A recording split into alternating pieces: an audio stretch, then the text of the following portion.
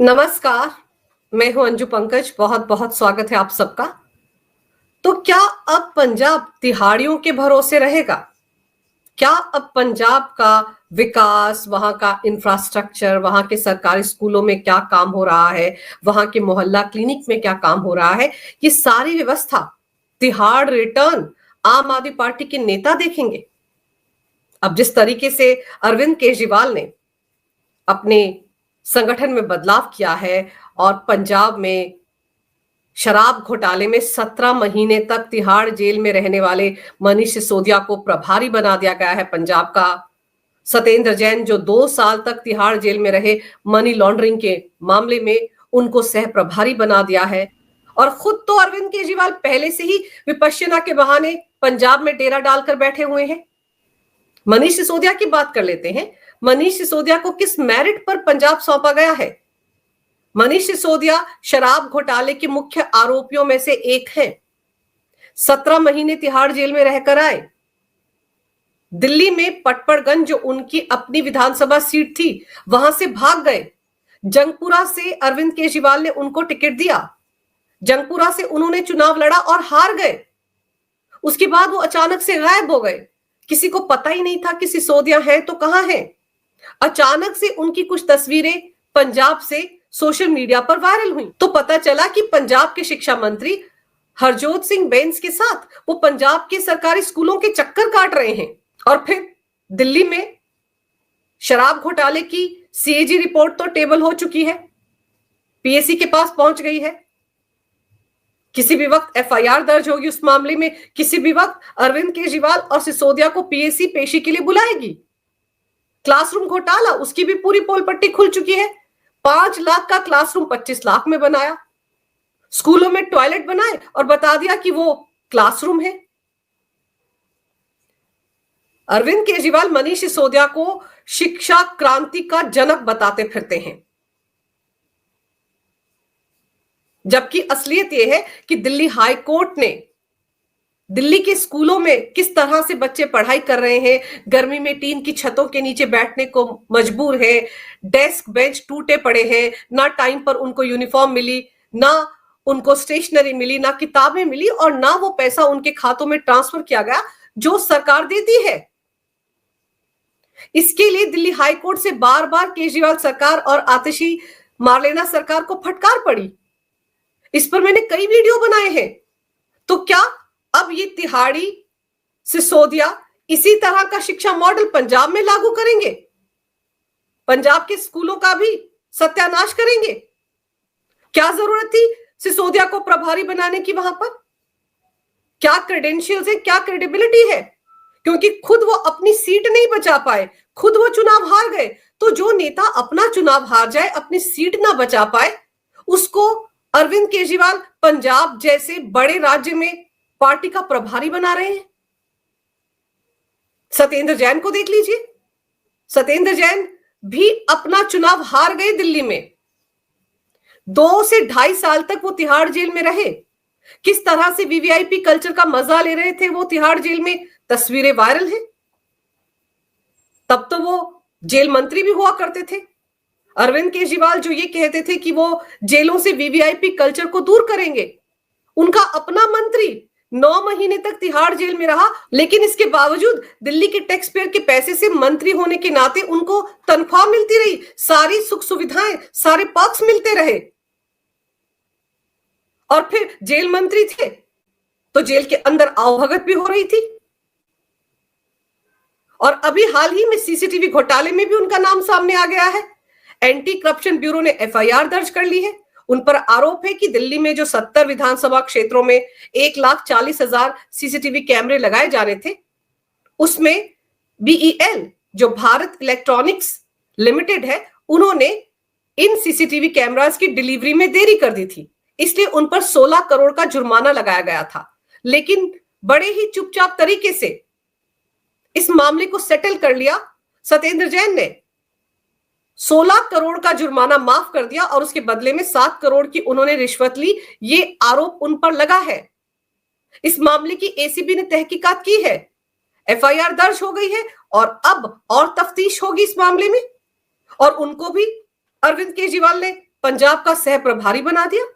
और यहां सोचने वाली बात यह है कि अरविंद केजरीवाल ने जितने भी उनकी सरकार में नेता है, कार्यकर्ता है, जो तिहाड़ रिटर्न है, उन सबको पंजाब में लाकर सेटल कर दिया है।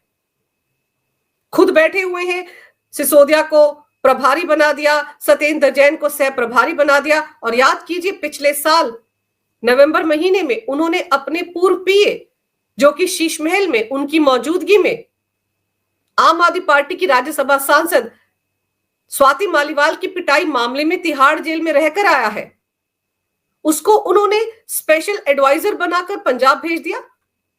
खबर ये आ रही है कि सारे मंत्री उनको रिपोर्ट करते हैं, राज्य के डीजीपी भी उनको रिपोर्ट करते हैं।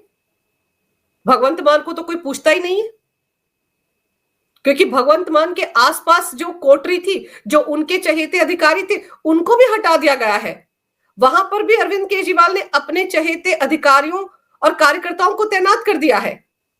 शराब घोटाले का एक और आरोपी विजय नायर, जिसकी बहुत बड़ी भूमिका रही है शराब घोटाले में, और 2.5 साल तक वो तिहाड़ जेल में रहा, जिसके बारे में कहा जाता है कि साउथ की लॉबी से पैसे का जो लेन देन होता था आम आदमी पार्टी के नेताओं का, उसको वही देखता था। वो महत्वपूर्ण कड़ी था साउथ लॉबी और आम आदमी पार्टी के नेताओं के बीच में।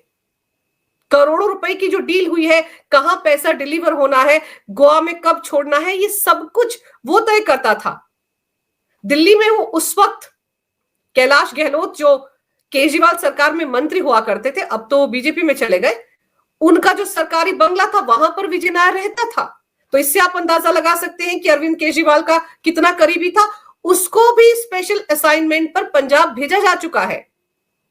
तो कुल मिलाकर सारे तिहाड़ रिटर्न वहां पर इकट्ठा हो गए हैं। इसीलिए मैंने इस वीडियो की शुरुआत में कहा कि क्या अब पंजाब तिहाड़ियों के भरोसे रहेगा? वरना अगर अरविंद केजरीवाल चाहते तो दिल्ली का प्रभारी बना देते सिसोदिया को, पंजाब में क्यों भेजा गया? सत्येंद्र जैन को गोवा का प्रभारी बनाया जा सकता था, पंजाब का प्रभारी क्यों बनाया गया? इसके पीछे जो खेल है वो भी समझने की जरूरत है। अब जैसे कि शराब घोटाले में जो सीएजी की रिपोर्ट है, उसको भी टेबल किया जा चुका है दिल्ली विधानसभा में। स्वास्थ्य मंत्रालय से जुड़ी सीएजी रिपोर्ट, जिसमें मोहल्ला क्लिनिक्स की पोल पट्टी खुली है, उस सीएजी ऑडिट रिपोर्ट को भी दिल्ली विधानसभा में पेश किया जा चुका है। दोनों मामलों को दिल्ली की रेखा गुप्ता सरकार ने पीएससी को सौंपा है। कभी भी एफआईआर दर्ज होगी, कभी भी इस मामले में सत्येंद्र जैन को बुलाया जाएगा, सिसोदिया को बुलाया जाएगा, अरविंद केजरीवाल को बुलाया जाएगा। और अब ये तीनों विधायक भी नहीं है, किसी भी संवैधानिक पद पर नहीं है, तो खतरा और बढ़ जाता है कि इनको सीधे सीधे गिरफ्तार किया जा सकता है।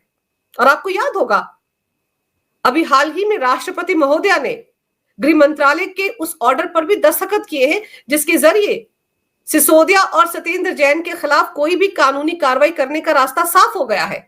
तो अगर ये तीनों दिल्ली में रहते हैं, अरविंद केजरीवाल, सिसोदिया और सत्येंद्र जैन, तो जांच एजेंसियां कभी भी इनके खिलाफ कार्रवाई कर सकती हैं। बिना रोक टोक के, बिना किसी परमिशन के इनको गिरफ्तार किया जा सकता है। लेकिन अगर ये पंजाब में रहते हैं तो जाहिर सी बात है, दिल्ली पुलिस हो या केंद्रीय जांच एजेंसियां हो, उनको पंजाब पुलिस को भरोसे में लेना होगा। कोई भी कार्रवाई करने से पहले पंजाब पुलिस को जानकारी देनी होगी। और अगर ये तीनों वहां पर होंगे तो अलर्ट हो जाएंगे, अपने बचाव के रास्ते तलाश सकते हैं। पंजाब पुलिस उनकी गिरफ्तारी में रोड़ा अटका सकती है। पंजाब पुलिस दिल्ली पुलिस और केंद्रीय जांच एजेंसियों की कार्रवाई में व्यवधान डाल सकती है। तो इनके बचने की गुंजाइश तभी है अगर ये पंजाब में रहते हैं। और फिर सोचिए, जब दिल्ली पुलिस या केंद्रीय जांच एजेंसियों की टीम पंजाब पहुंचेगी इन नेताओं को गिरफ्तार करने के लिए, इनको पकड़ने के लिए, और उस वक्त जो क्लैश होगा पंजाब पुलिस और दिल्ली पुलिस के बीच में, उसमें भी तो बहुत सुर्खियां बनेंगी, उसमें भी जमकर तमाशा होगा। हो सकता है कि ये जो दो प्रभारी बनाए गए हैं पंजाब के, सिसोदिया और सत्येंद्र जैन, केजरीवाल और भगवंत मान, ये सारे के सारे लोग मिलकर पंजाब की जनता को सड़क पर उतार दें। जो तमाशा दिल्ली में नहीं हो पाया, इसके बावजूद कि दिल्ली में आम आदमी पार्टी की सरकार थी जिस वक्त अरविंद केजरीवाल को ईडी ने गिरफ्तार किया था। लाख कोशिश की थी आम आदमी पार्टी ने, लेकिन दिल्ली की जनता इनके भ्रष्टाचार को समझ चुकी थी, इसलिए सड़कों पर नहीं उतरी। लेकिन हो सकता है कि ये ड्रामा पंजाब में खेलने की तैयारी हो। इसीलिए अरविंद केजरीवाल ने बड़ी सोची समझी रणनीति के तहत बड़ी चालाकी से अपने चहेतों को कानूनी शिकंजे से बचाने के लिए पंजाब में आम आदमी पार्टी में जिम्मेदारियां दे दी हैं ताकि वो वहीं पर रहें, दिल्ली में रहने की उनको जरूरत ही ना पड़े। और ऐसे में दिक्कतें किसकी बढ़ेंगी? भगवंत मान की। पहले ही उनके पर कतरने की कोशिश अरविंद केजरीवाल कर चुके हैं। विभव कुमार को वहां पर तैनात करवा के विजय नायर को वहां भेजकर और खुद उनके सिर पर बैठे हुए हैं। आप हाल फिलहाल के अरविंद केजरीवाल और भगवंत मान के वीडियोस और फोटोग्राफ्स निकाल कर देख लीजिए। सुपर सीएम की तरह पेश आते हैं अरविंद केजरीवाल और पिछलग्गू की तरह भगवंत मान उनके पीछे पीछे चल रहे होते हैं। वहां के अधिकारी भी भगवंत मान की बजाय अरविंद केजरीवाल को ज्यादा तवज्जो देते हैं। तो यानी कि वहां के अधिकारियों के बीच में, आईएएस अधिकारियों के बीच में, आईपीएस अधिकारियों के बीच में, मंत्रियों के बीच में ये बात पहुंचा दी गई है कि सुपर सीएम अरविंद केजरीवाल है, उनकी तरफ ही ज्यादा ध्यान देने की जरूरत है। और फिर मजेदार यह है कि ये जितने भी नेता हैं, सत्येंद्र जैन, सिसोदिया, अरविंद केजरीवाल, इन सबको बड़े बड़े बंगलों में रहने की आदत है, प्रोटोकॉल में चलने की आदत है। पहले यही कहते थे ना बंगला लूंगा, ना गाड़ी लूंगा, ना सिक्योरिटी लूंगा। लेकिन पंजाब में चूंकि इनकी अपनी पार्टी की सरकार है तो इन सबको वहां पर ये सारी सुख सुविधाएं मिल रही हैं। अरविंद केजरीवाल के साथ 100 गाड़ियों का काफिला चलता है, सिसोदिया के साथ भी गाड़ियों का काफिला चलता है, सत्येंद्र जैन को भी सुविधाएं मिलेंगी। विभव कुमार भी वहां पर ऐश कर रहा है पंजाब की जनता के टैक्स के पैसे पर। विजय नायर भी वहां पर मजे ले रहा है। तो कुल मिलाकर पंजाब की जनता को इस बहाने लूटने की पूरी तैयारी अरविंद केजरीवाल ने कर ली है। अरविंद केजरीवाल को पता है कि आने वाले दिन उनके लिए मुश्किल भरे हैं, क्योंकि ईडी ने दिल्ली हाईकोर्ट का दरवाजा खटखटाया है अरविंद केजरीवाल की शराब घोटाले में जमानत को रद्द करवाने के लिए। किसी भी वक्त दिल्ली हाईकोर्ट का फैसला आ सकता है और अगर शराब घोटाले में अरविंद केजरीवाल की जमानत रद्द होती है तो सिसोदिया की जमानत भी रद्द होगी। और Satyendra Jain, anti corruption bureau ने जब से 7 करोड़ की रिश्वत मामले में उनके खिलाफ एफआईआर दर्ज की है, तब से उनकी दिक्कतें और बढ़ने वाली हैं। इसीलिए आनन फानन में अरविंद केजरीवाल ने अपने संगठन में बदलाव करके सत्येंद्र जैन को सह प्रभारी बना दिया पंजाब का, ताकि तुरंत उनको पंजाब में शिफ्ट कर दिया जाए। और एसीबी एफआईआर दर्ज करने के बाद अगर सत्येंद्र जैन को गिरफ्तार करना चाहेगी तो फिर उनको वो प्रोटोकॉल फॉलो करना पड़ेगा, पंजाब पुलिस को जानकारी देनी होगी और तब आसानी से सत्येंद्र जैन को दिल्ली पुलिस गिरफ्तार नहीं कर पाएगी। और मजेदार यह है कि दिल्ली का चुनाव तो अरविंद केजरीवाल की अगुवाई में लड़ा गया था, पार्टी चुनाव हार गई। अरविंद केजरीवाल खुद अपनी सीट तक नहीं बचा पाए, इसके बावजूद उनकी कोई जवाबदेही नहीं है। उनसे किसी ने नहीं कहा कि वो आम आदमी पार्टी के संयोजक की कुर्सी छोड़ दें, लेकिन गोपाल राय पर गाजगिरी है। पहले वो दिल्ली के अध्यक्ष हुआ करते थे, अब उनकी छुट्टी कर दी गई है, उनको गुजरात भेज दिया गया है। गोपाल राय को गुजरात का प्रभारी बना दिया गया है, दुर्गेश पाठक को सह प्रभारी बनाया गया है। तो ऐसे में सवाल ये उठता है कि अगर गोपाल राय को दिल्ली प्रदेश अध्यक्ष के पद से इसलिए हटाया गया क्योंकि दिल्ली में आम आदमी पार्टी चुनाव हार गई, तो जिम्मेदारी तो केजरीवाल की भी बनती है। केजरीवाल तो टीवी चैनल्स पर बड़े जोर शोर से कहते थे कि आतिशी मार लेना टेम्परेरी सीएम है, चुनाव मेरे नाम पर लड़ा जा रहा है, आम आदमी पार्टी जब 55 सीटें जीत कर आएगी सत्ता में तो सीएम तो मैं ही बनूंगा, ये बोलते थे अरविंद केजरीवाल। तो अगर उनकी अगुवाई में आम आदमी पार्टी ने दिल्ली का चुनाव लड़ा था तो अरविंद केजरीवाल को आम आदमी पार्टी के संयोजक के पद से भी हटाया जाना चाहिए था। लेकिन इसके लिए तो अरविंद केजरीवाल ने 2015-16 में ही इंतजाम कर लिया था। याद कीजिए, उस वक्त आम आदमी पार्टी के कितने सारे संस्थापक सदस्यों की पार्टी से छुट्टी की गई थी, कईयों को तो मार्शल्स की मदद से धक्के मारकर पीएसी की बैठक से बाहर किया गया था। वो नेता थे जो अरविंद केजरीवाल के लिए आगे चलकर खतरा बन सकते थे। वो नेता थे जो ये कहते थे कि अरविंद केजरीवाल को एक पद लेना चाहिए, या वो पार्टी के संयोजक बनकर रहें या वो दिल्ली के सीएम बनकर रहें। इसी चक्कर में आम आदमी पार्टी के जो आंतरिक लोकपाल थे एडमिरल रामदास, उनकी छुट्टी कर दी थी अरविंद केजरीवाल ने। और दिल्ली में सौरभ भारद्वाज को नई जिम्मेदारी दे दी गई है, हालांकि वो भी ग्रेटर कैलाश से अपना चुनाव हार गए थे। कितना रो रहे थे बेचारे कि मैं बेरोजगार हो गया, अब मैं क्या करूंगा। एक यूट्यूब चैनल भी उन्होंने खोल लिया था। तो उनको खुश कर दिया है अरविंद केजरीवाल ने दिल्ली का प्रदेश अध्यक्ष बनाकर। सही मायने में अगर अरविंद केजरीवाल 2027 के पंजाब के विधानसभा चुनाव में आम आदमी पार्टी की जीत को सुनिश्चित करना चाहते थे तो उनको कायदे से पार्टी में, संगठन में बदलाव करने की जरूरत नहीं थी, बल्कि उनको यह सुनिश्चित करना चाहिए था कि पंजाब की महिलाएं जो पिछले 3 साल से इंतजार कर रही हैं 1,000 रुपए का, उनको कब से पैसा मिलना शुरू होगा इसका ऐलान करते। दिल्ली में तो आतिशी मारलेना ने बड़ा शोर मचाया था। 2 महीने पुरानी रेखा गुप्ता सरकार के खिलाफ एक मुहिम चला दी थी कि कब 2,500 रुपए मिलेंगे, कब 2,500 रुपए मिलेंगे।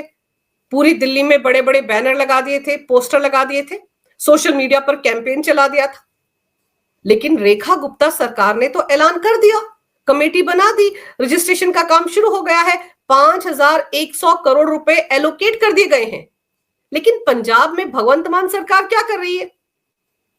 अरविंद केजरीवाल क्या कर रहे हैं? जगह जगह घूम रहे हैं, कन्वेंसिंग कर रहे हैं लुधियाना वेस्ट सीट के लिए, लेकिन पंजाब की महिलाओं के बारे में नहीं सोच रहे हैं अरविंद केजरीवाल। और दिल्ली में शोर मचाने वाली आतिशी मारलेना भी पंजाब में आकर महिलाओं का हक दिलाने की दिशा में कुछ नहीं कर रही हैं। इसीलिए कहा जाता है कि दूसरों पर आरोप लगाने से पहले अपने गिरेबान में झांको। तो आम आदमी पार्टी को अपने गिरेबान में झांकने की जरूरत है। पंजाब की महिलाएं कितना इंतजार करेंगी? 2022 में चुनाव जीतने के लिए अरविंद केजरीवाल ने ये लॉलीपॉप पंजाब की महिलाओं को दिया था और उन्होंने भरोसा किया, इसीलिए आम आदमी पार्टी को वोट दिए पंजाब की महिलाओं ने। लेकिन आज तक उनके खाते में एक पैसा नहीं आया है।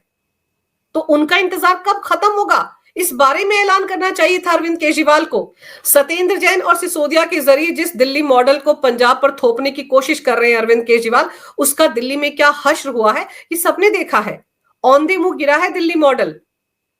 और अब वही लोग सिसोदिया और सत्येंद्र जैन पंजाब में जब इस मॉडल को थोपने की कोशिश करेंगे तो फिर 2027 में पंजाब में आम आदमी पार्टी का वही हाल होगा जो अभी दिल्ली विधानसभा चुनाव में हुआ है। लेकिन इस वक्त अरविंद केजरीवाल के सामने सबसे बड़ी चुनौती खुद को और अपनों को, तिहाड़ रिटर्न नेताओं को कानूनी शिकंजे से बचाने की है। और उसी जुगाड़ में ये संगठन में फेरबदल का ड्रामा किया गया है। अगर आपको ये वीडियो अच्छा लगे तो कृपया इसे लाइक करें, शेयर करें। अगर आप पहली बार मेरे चैनल पर आए हैं तो कृपया मेरे चैनल को सब्सक्राइब करना ना भूलें। मेरे चैनल को अपना पूरा समर्थन दें। ये वीडियो देखने के लिए बहुत बहुत धन्यवाद। नमस्कार। भारत माता की जय हो। वंदे मातरम। जय श्री राम।